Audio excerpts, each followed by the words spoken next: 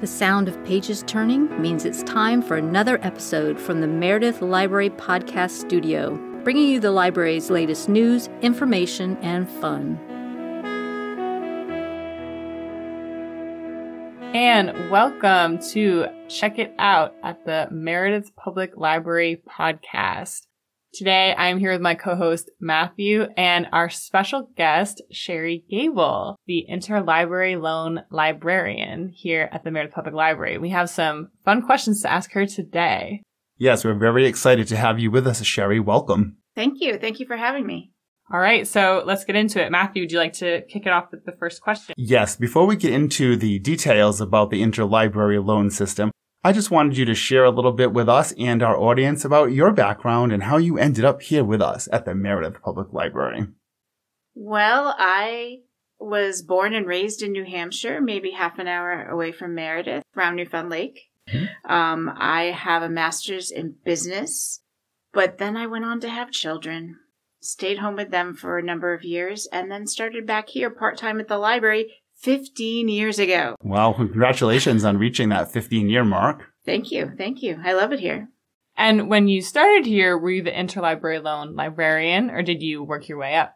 I worked my way up. I started as a library aide, and that I shelved books. I helped out in the children's room a lot, things like that. Just the grunt work, you would say. Maybe 10 hours a week. And how many hours a week are you working now? About 24. I like being part-time. It suits me. Excellent. And how long has it been since you've been working with Interlibrary Loans? I don't even remember. More than a decade. Wow. Okay. The previous person retired and I took over. All right. So you are definitely well into being the expert for sure. Yes, I like to think so. Okay. So do you want to tell us a little bit about what being the Interlibrary Loan Librarian means? When our library does not own an item and it's not a brand new item, we can go out and borrow it from any other library in the state, whether it's a movie or a book or magazines, or sometimes we can get articles from other libraries, like the college libraries.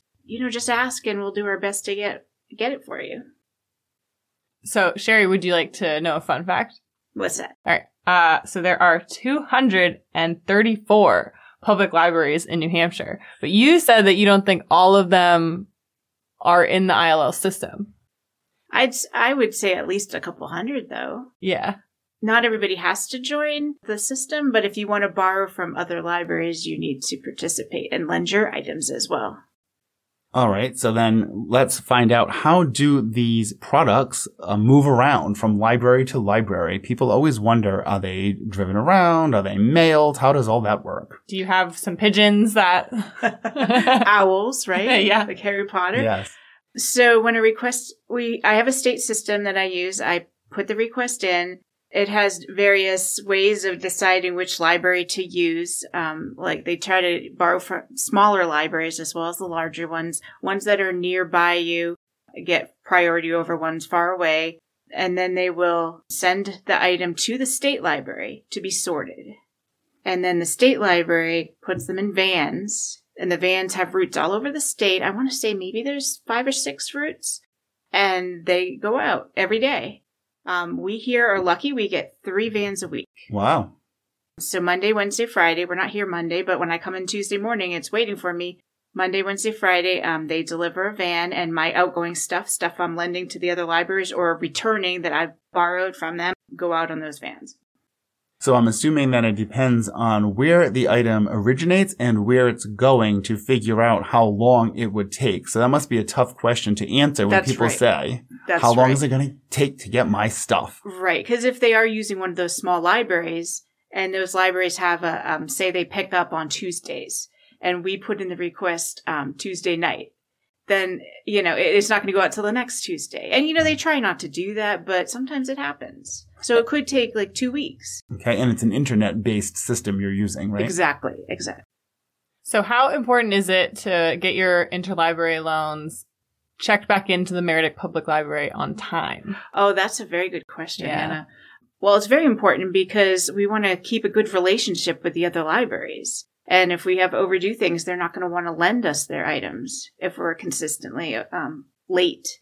in returning ours. So that's a big part of your job too, is keeping nice with all of our, especially probably our sister libraries, the ones that are close by. Right. I'm sure. You want to have a good relationship so that, because there's a lot of things we can't buy. We can't buy everything.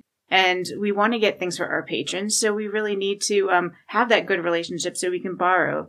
Under what circumstances would I get an interlibrary loan, and how would I request one? So she wants to know, how do people get to talk to Cherie about this exciting topic? How do they get so lucky? Yes, exactly. If it's something that is brand new things, other libraries are not going to loan to us. So if it's, let's say, 6 months or newer, just published, chances are they're going to want to keep that for their own patrons. If it's older than 6 months, then I will try to borrow it for you. So how would I put in a request? There are a few different ways. You could ask at the front desk. Say you would like an interlibrary loan, a form will be filled out. You could do it off of our website. There is a form on there you could fill out. You could email me at ill@meredithlibrary.org, or you could call. Well, so people have lots of ways to take advantage of this great service then. Yes. And also, some people can do it through the state system. And if you would like to know how to do that, please ask and I will show you. Oh, okay. So that's another possibility. Yeah. Awesome. So then we know the libraries are all in state. So I'm still curious as to distance. Do we get things sometimes all the way from the Canadian border to the Massachusetts border, for example? We do. We get them from all over the state. And many towns I have never heard of, even though I grew up in New Hampshire, before I started this job. Oh, that's so interesting. I've lived here since 2011, and then I always find new towns that I haven't heard of too. But for you not living here, for you growing up here, that's amazing that you still find new ones in their libraries. Does it ever throw you off because sometimes the libraries are not named after the town too? Right, that's true. And I didn't realize there was a town called Meredith, which is very close to Meredith. So sometimes we get things, from them and for them. Okay. There's a Meredith, Connecticut too, but of course they're not part of the system, so they don't have to worry about that. But I wonder if you ever get calls for that, people looking up the library and confusing it or something. Mary Beth, who is one of our library aides here, she worked in Thornton, New Hampshire, and she said they've had confusion with Thornton, Colorado Public Library. Interesting. So on more than one occasion, she's had some kind of mix-up because of that. Why are all these towns named the same? Just so confusing. Aren't there like a million Dovers all over the United States? So interlibrary loans are a kind of more, not necessarily as well-known, important element of the library system that expands outside of just one singular library. We have a whole state relationship going on. Exactly. And, I think it's very important because, as I said earlier, we can't get everything here at the Meredith Library. We just don't have the space for it. We don't have the money for it. Patrons are so happy that we can reach out and get the items they're looking for. Absolutely. I think we should just mention something so people do not get confused that this is different than if they lived in, say, Massachusetts and you're able to take your card and go to different libraries because they're all part of one system. Like in Southeastern Mass, it could be SAILS or CSAC or whatever. They always have these great acronyms for them. We actually have people here at the circulation desk ask frequently if they can just go to the Laconia Library with their card and take things out, stuff like that. So that is not what we're talking about here. That's a completely separate thing that apparently New Hampshire does not have. There are probably a couple, I think in the southern part of the state, a couple libraries that are connected. In general, we don't do that. So you would ask for the item here, we would order it for you, it would come here, you would pick it up here, and then you would bring it back here when you're done. Yes, that's very important too. People should not bring their interlibrary loan back to the library that the name is stamped on it or something. They need to come back here so you can work your magic in the system. Right. All my paperwork and clearing it up and everything needs to be done on my side before it gets sent back. Well, Cherie, I think that was an excellent explanation and very thorough for our listeners so they can understand the system better. And we really appreciate you taking the time to share that with us all today. Thank you, guys. It was great talking to you. We should ask Cherie our question of the day. Excellent idea, Anna. In honor of summer reading encroaching upon us, what is a book from your childhood that you remember being a fan of? I loved Little House on the Prairie. Yeah. That series. And I used to play with my like Barbies when I was little, and I'd pretend they were Laura and Mary and all the characters and stuff. That's so funny. That's great. And were you influenced by the television show at the time, inspiring you? No, I didn't. She's the original fan. Wow, that's the real thing. The book's the real thing. All right, well, great. Thank you, Cherie. Thank you. Thank you so much, Cherie. It was such a pleasure having you here. Matthew, don't you love when we bring our coworkers onto the show? Yes, I think it adds another dimension that the listeners can enjoy as well. Truly understand the personality of the Meredith Public Library. Exactly. And since we asked Cherie the same question of the episode that we actually asked the listeners last week, I think we should repeat that for the listeners again because it's such an important question. Yes, and we're using that question to promote our summer reading program, which doesn't even start until July 2nd. But we've got everybody thinking about all those important things, so they are ready for it when it comes up.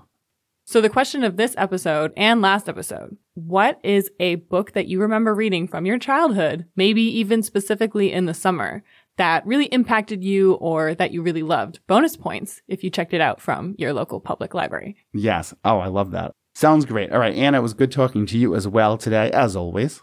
Yes. I'll see you next week, Matthew. All right. Sounds good. Bye, everyone. Bye. Sounds like we're at the end of another chapter. Podcast music titled Daytime TV Theme by Kevin MacLeod of Incompetech.com. Licensed under Creative Commons by Attribution 4.0.